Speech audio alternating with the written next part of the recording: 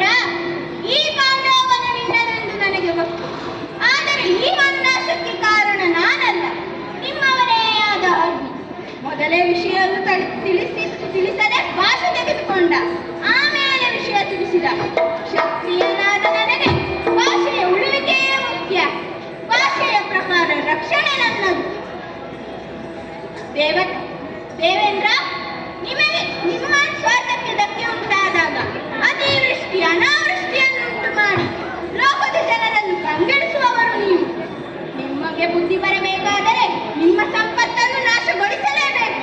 ಇದೇ ನಿಮ್ಮ ಅಹಂಕಾರಕ್ಕೆ ಮದ್ದು. ನಮ್ಮವನಾಗಿ ನಮಗೆ ನಿರಾದಯ ಅನುವಾಗು.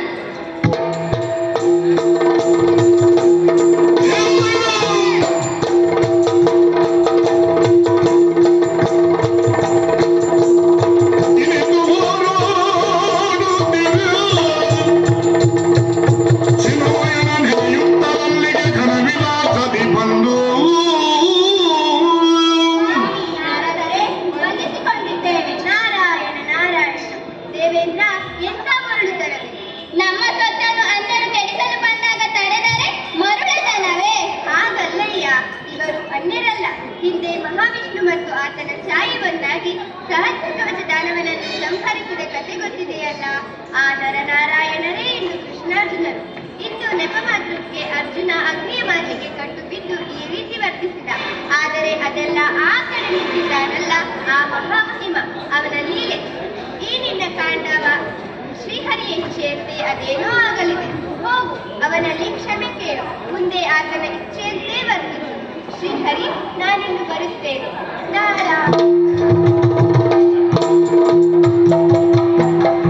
ದೇವೇಂದ್ರ, ನಾವು ನಮ್ಮವರು, ನಾನು ನನ್ನದು ಎನ್ನುವಂತಹ ಸ್ವಾರ್ಥ ಬಂಧನ ನಮಗಿಲ್ಲ.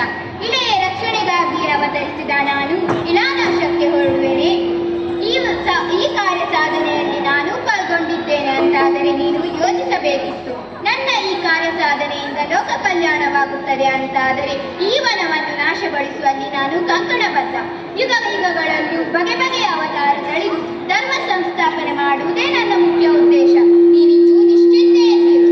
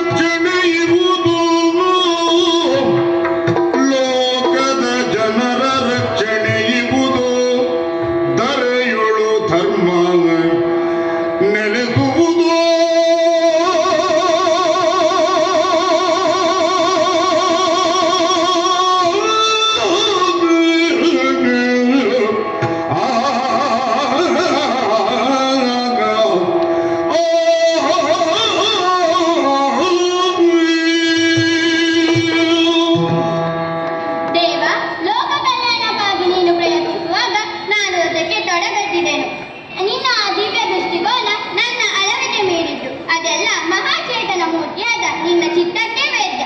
ನಿನಗಿದೋ ವಂದನೆ, ಶುಭವಾಗಲಿ.